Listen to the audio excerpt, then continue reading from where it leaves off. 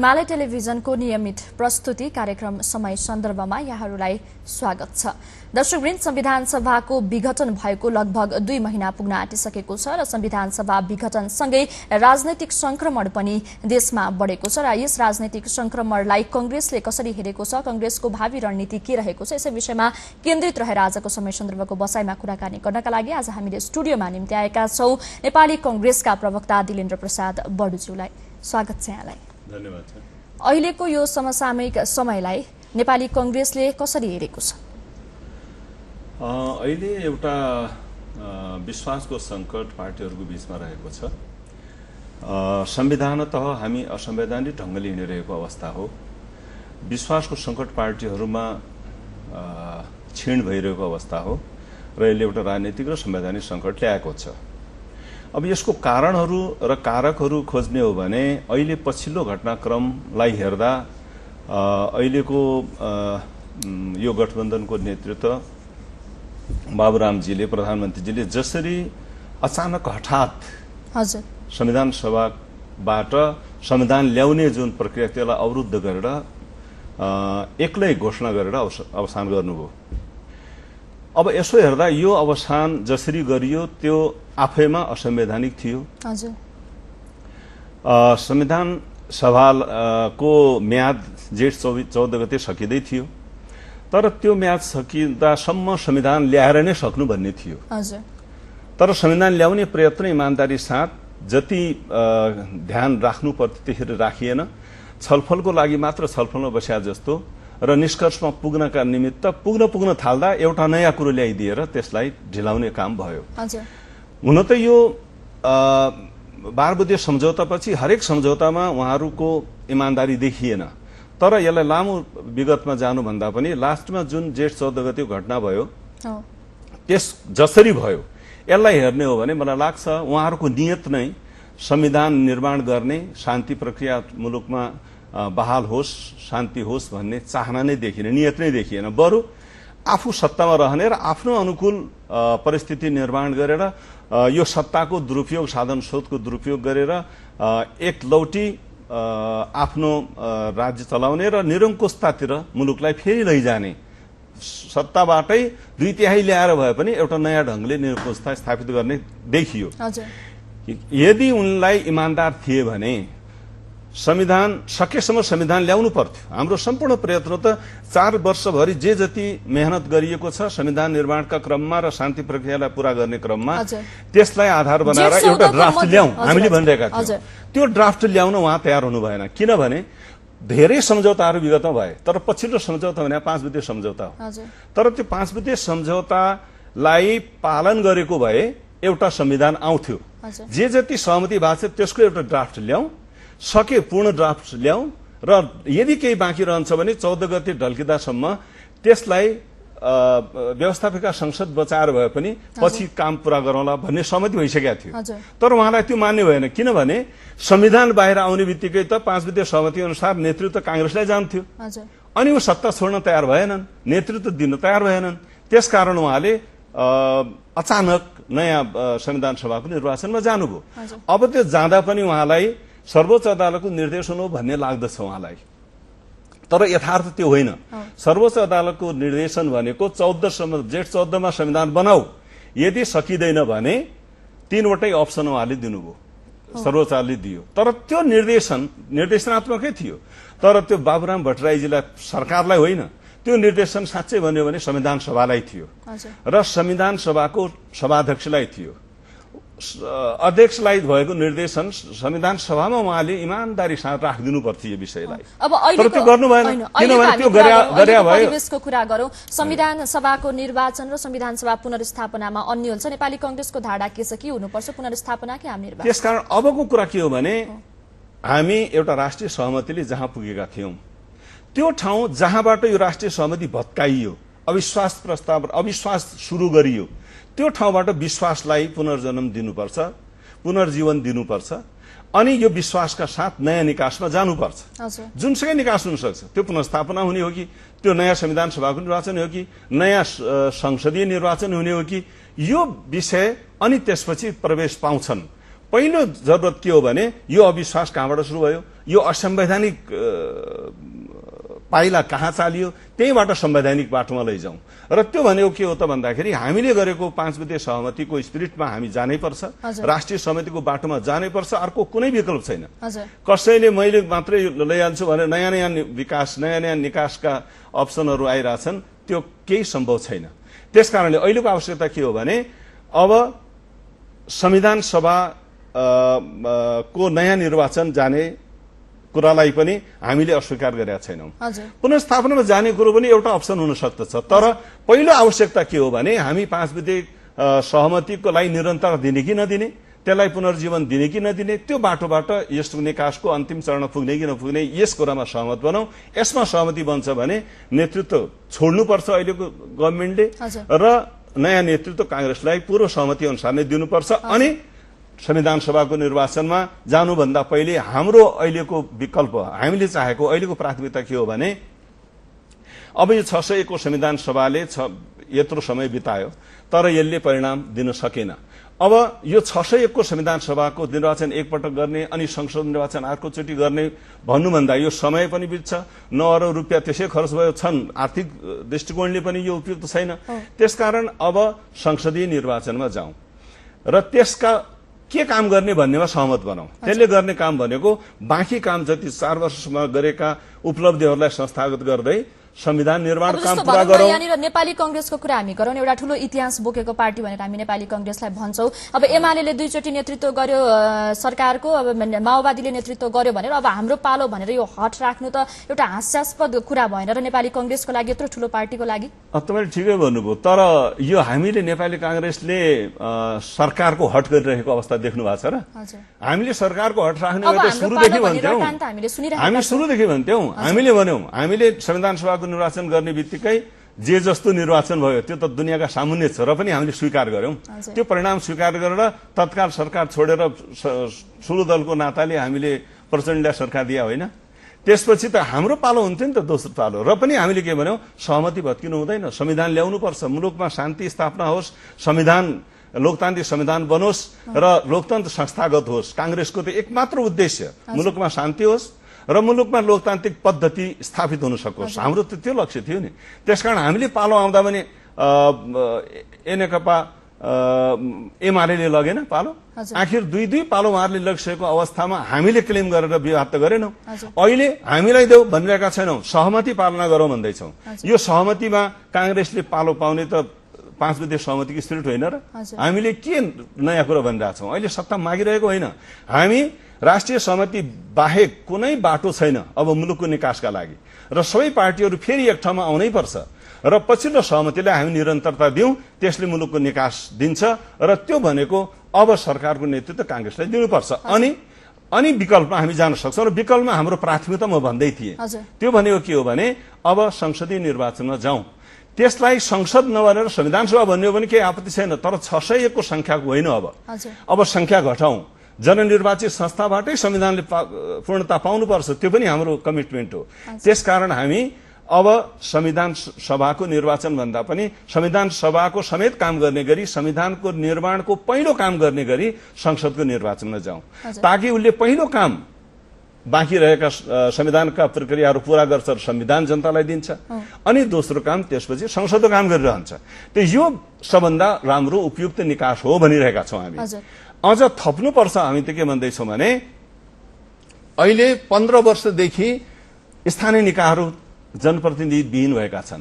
लोकतन्त्रको कुरा गर्ने सबैले सहमत हुनुपर्ने अवस्था के हो एउटा भने लोकतन्त्रका आधार स्तम्भ भनेकै जनप्रतिनिधिमूलक स्थानीय निकायहरू हुन्, त्यहाँ जनप्रतिनिधिहरू छैनन् र अहिले त्यहाँ एउटा किसिमको अराजकता छ, एक किसिमको अपारदर्शी ढंगले काम भइरहेको छ। जनताप्रति उत्तरदायी संस्था त्यहाँ भइदिएको भए पारदर्शिताका साथ जनता प्रतिको एउटा उत्तरदायित्व बोध गरेर काम हुन्थ्यो होला। त्यसलाई पनि गरौँ र नयाँ संरचनापछि 5 वर्षपछि नयाँ संरचनाले पुनः संरचनापछि जे आकार जे संरचना जानुपर्छ त्यसलाई गरौँला। यो संविधान बनाउने र एक प्रक्रिया पूरा गर्दासम्म त्यो स्थानीय निकायले पनि मलाई लाग्छ काम गर्न पाउँछ। पाउँछ। 5 बुँदे सहमतिको स्पिरिटमा बसेर चाहिने अब कांग्रेसले आफ्नो नेतृत्वको पालो भन्ने कुरा जुन गर्नुभयो, सहमतिको पालो कुरा गर्नुभयो, तर 3 शीर्ष नेताहरूको, नेपाली कांग्रेसका 3 शीर्ष नेताहरूको मनस्थिति अहिले आफू प्रधानमन्त्री बन्ने छर्लङ्ग बाहिर देखिएको छ र पार्टीले पनि उम्मेदवारी, अग्रिम उम्मेदवारी घोषणा गर्न नसकिरहेको अवस्था र कांग्रेस यही विवादमा अल्झिएको अवस्था अहिले छर्लङ्ग छ। यसबारेमा के भन्नुहुन्छ? यो के हो भने नेपाली कांग्रेसको 3 नेताहरूको बीचको विवादले समस्या आएको उठाउनुहुन्छ राष्ट्रिय राजनीतिमा? त्यो होइन। तर उम्मेदवारी त दिन सकेको छैन नि त कांग्रेसले। उम्मेदवारी दिने समय आइसक्यो हो कि नसकेको अवस्था हो नि त। ठीक छ, उम्मेदवारी दिने समय आइसक्यो हो भन्ने लाग्छ? छैन। किनभने राष्ट्रिय सहमति अनुसार हामी अगाडि बढ्नुपर्छ भन्ने विषयलाई ओझेलमा पारेर अहिले कुरा के आउन थालेको छ? नयाँ नयाँ निकासका कुरा गर्दैछन्। अहिलेको नेतृत्वले ल त्यसो भए विमतिका कुराहरूलाई टुङ्ग्याउँ अनि मात्रै छोड्ने हो, मैले सत्ता छोड्ने कुरामा मेरो विमति छैन भन्ने यथार्थ बनिरहेको छ। तर बेइमानी त सुरु कहाँ भयो? जहाँ संविधान एउटा निष्कर्ष सहमति भएका विषयको संविधान ल्याउँ र नेतृत्व परिवर्तन गरौं भन्ने चरणमा पुग्दा उहाँले संविधानै ल्याउन तयार हुनु भएन र नेतृत्व छोड्न तयार हुनु भएन र अहिले पनि नेतृत्व छोड्न उहाँहरू तयार हुनुहुन्न र भन्नुहुन्छ के एउटा विभिन्न बहस अब सुरु गर्नु हो। प्रचण्डजीले त भनिसक्नुभयो अब कांग्रेसलाई नेतृत्व दिन सकिँदैन भन्ने। प्रचण्डजीले दिएर दिएन र नदिएर नदिने कुरा होइन नि। कत्रो गैरजिम्मेवार ढंगले उहाँहरू बोल्नुहुन्छ। त्यो अहंकार कहाँबाट जन्मियो? नियत के लुकेको छ यसभित्र भन्ने हो भने नयाँ नयाँ निकासका कुरा, नयाँ नयाँ विकल्पका कुरा गरेर सत्तामा बसिरहने एउटा दाव हो र त्यस कारणले यो नियत नै जहाँ खराब छ त्यहाँ सत्ता नै जब खाली गर्न तयार हुनुहुन्न, नेपाली कांग्रेसले नेतृत्व दिनमा विवादमा किन फसिरहनु पर्यो? यो विषय किन उठ्ने भने इमानदारी साथ यदि त्यो पुरानो राष्ट्रिय सहमतिलाई निरन्तरता दिने बाटोमा आउनुहुन्छ भने इमानदारता साथ उहाँले ठाउँ खाली छोडिदिनै पर्छ। अहिलेको गतिरोध, अहिलेको समस्या कहाँबाट सुरु भयो भन्दा अहिलेको सरकारको नियतबाट सुरु भयो। यसको सम्पूर्ण कारण र कारक त अहिलेको गठबन्धन हो, अहिलेको यो नेतृत्व हो।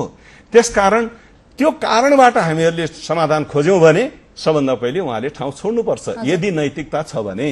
उहाँले एक त असंवैधानिक ढंगले संविधान सभालाई समेत छलेर निर्वाचन घोषणा गर्नुभयो। जुन निर्वाचनको घोषणा गर्नुभयो त्यो त आज हावा खाइसक्यो, अब छैन, सम्भव छैन। अब केका लागि बसिरहनु भएको छ? त्यसकारण उहाँमा यदि नैतिकताको केही अंश बाँकी छ भने उहाँले छोड्नुपर्छ। तर हामीलाई चिन्ता लागेको छ उहाँ आफै के भन्नुहुन्छ? त्यो नैतिकता त छैन। आफै के भन्नुहुन्छ? राजनीतिको साँचो त कतै अन्यत्रै रहेछ पनि भन्नुहुन्छ। उहाँलाई यो उहाँमा नैतिकता सकियो, उहाँ लोक लज्जा पनि सकियो भन्ने चिन्ता हुन थाल्यो क्या। त्यसकारण चिन्ता त्यहाँ छ, समस्या त्यहाँ हो। त्यो समस्याको समाधान त त्यो ठाउँमा उभिएर हुन्छ। त्यसकारण कारणमा हामी प्रवेश गर्नु पर्यो। त्यहाँ यदि इमानदार स्वीकार गर्ने हो भने त्यो ठाउँ खाली हुने बित्तिकै नेपाली कांग्रेसले नेतृत्व दिने कुरामा कुनै समय लगाउँदैन।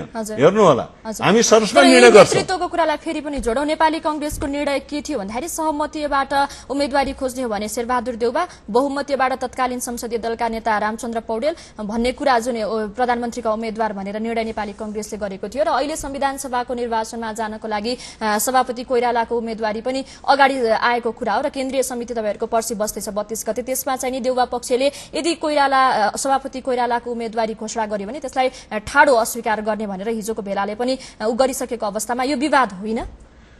मलाई लाग्छ यो विवाद पनि असामयिक र समयभन्दा पूर्व भइरहेको अवस्था छ। यो विवाद हुनु हुँदैन थियो, तर यो चर्चा हो, यसलाई विवाद नमानौं।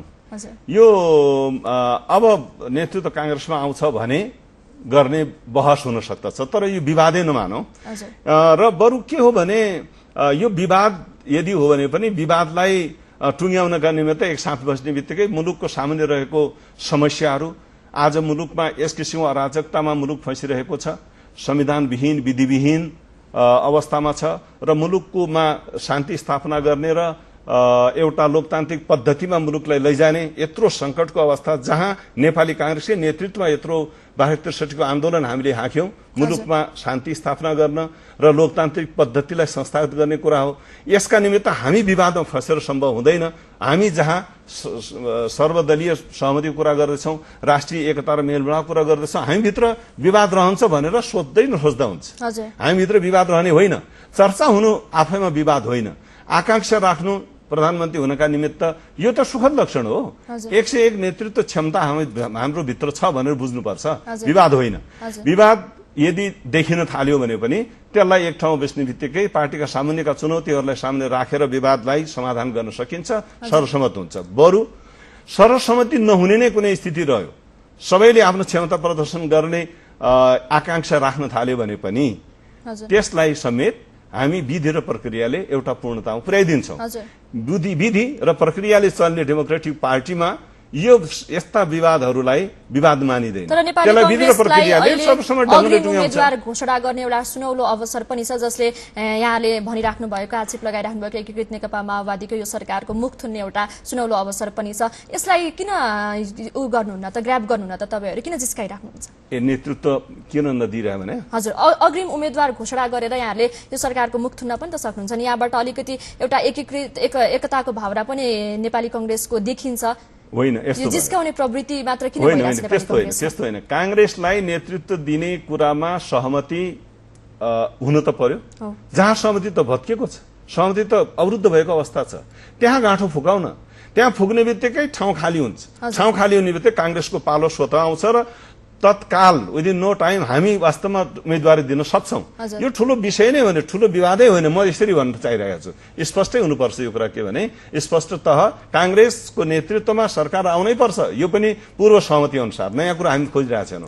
र त्यो सहमति अनुसार सहमति जहाँ भत्किएको छ त्यहाँ सुधार गरौं। त्यो ठाउँ खाली हुने बित्तिकै त्यो सहमतिले हामी नेपाली कांग्रेसले नेतृत्व दिन्छ, नेपाली कांग्रेस सर्वसम्मत नेतृत्व दिन्छ। म विश्वास साथ भनिरहेको छु। र यदि त्यो हुन सकेन भने पनि विधि र प्रक्रियाले या त सर्वसम्मत ढंगले हुन्छ या बहुमतले हुन्छ, अनि त्यसलाई सबैले मान्छ, अनि सर्वसम्मति नै हुन्छ। त्यस भनेको विवाद यसमा हुँदैन। यसलाई धेरै ठूलो अब नेपाली कांग्रेसको आन्तरिक कुरा गरौं। जस्तो सभापति कोइरालाले केही समय अगाडि विभाग सदस्य र अञ्चल संयोजक तोक्नुभयो, त्यो बिना कुनै छलफल तोकियो भनेर देउवा पक्षले चाहिँ अब राजीनामा दिने तयारी पनि गर्नुभएको छ देउवा पक्षीय विभाग सदस्य र अञ्चल संयोजकले। यसलाई कसरी लिनुहुन्छ?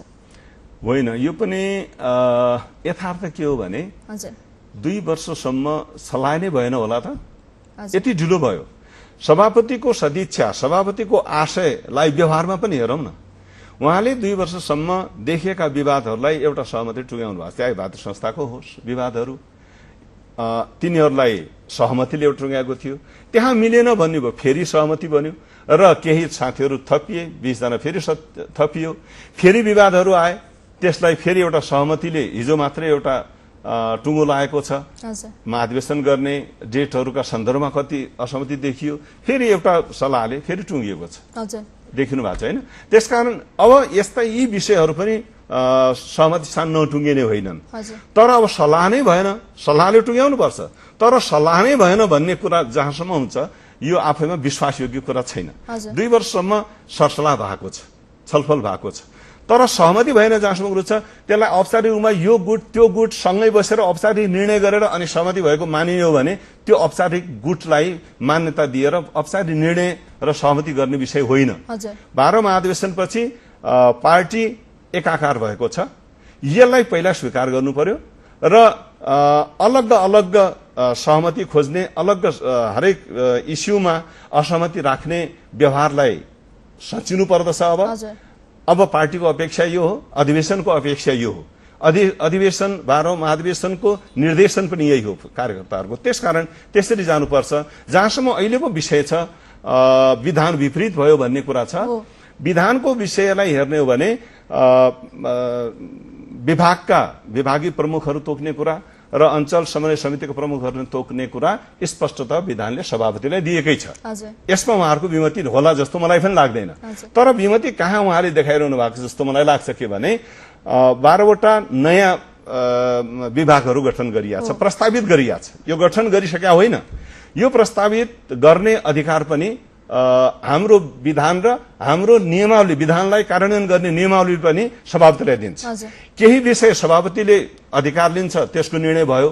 केही बाँकी विषयहरू जो कार्य समितिले गर्छ भन्छ, त्यसभित्र नयाँ विभाग बनाउने पनि कार्य समितिलाई अधिकार छ। तर त्यो अधिकार प्रयोग गर्ने कुरो पनि हाम्रो नियमावली 2068 ले कार्यविधि पनि स्पष्ट गरेका छ। कार्य समितिले गर्ने सबै प्रक्रियाहरूको निर्धारण पनि कार्य समितिले गरे हुनाले त्यो निष्कर्षमा पुर्याउने कार्यविधि के त भन्दा सभापतिले प्रस्ताव गर्छ, कार्य समितिले त्यसलाई अनुमोदन गर्छ र अहिले जो थप विभागहरूलाई स्पष्ट विज्ञप्तिले भनिएको छ के अरे कार्य समितिबाट अनुमोदनका निमित्त राख्ने गरी गठन गर्नुभएको छ। अन्त्यमा एकदमै छोटोमा सरकारमा सहभागी एकीकृत नेकपा माओवादी र मधेसी मोर्चा सहित 26 दलले हिजो संघीय लोकतान्त्रिक गणतान्त्रिक गठबन्धनमा चाहिँ नेपाली कांग्रेसलाई पनि आह्वान गरेको छ। अब नेपाली कांग्रेसको भावी रणनीति के हुन्छ? यो गठबन्धनमा नेपाली कांग्रेसको यो भनौँ नेपाली कांग्रेसको सहभागिता कस्तो रहनेछ? छोटोमा हामीलाई जानकारी। यो पनि अर्को षड्यन्त्र हो, यो पनि अर्को गलत नियतको अभिव्यक्ति हो।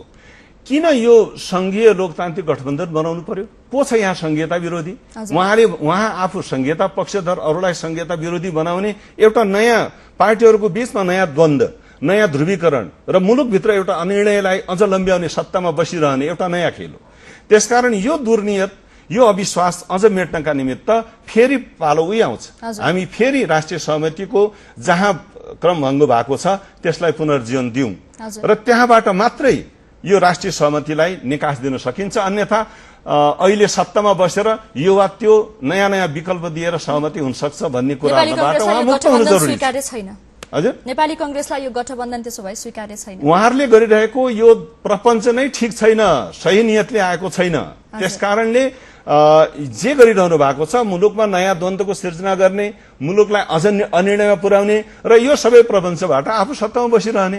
त्यसकारणले यो जे कुरा भइरहेको छ जनताले पनि हेरिरहेका छन् नि। त्यसकारण यो निकासको प्रति पनि उहाँहरू इमान्दार हुनुहुन्न। उहाँको एउटै आशय हो यो सत्तामा बसिरहने, यसको दुरुपयोग गर्ने। अहिले हेर्नुहोस् अत्यन्त भने नि वास्तवमा भने यस्ता यस्ता कामहरू भइरहेका छन्, राष्ट्रियता यति कमजोर भइरहेको अवस्था छ, अहिले यति परापेक्षी भएका छन्।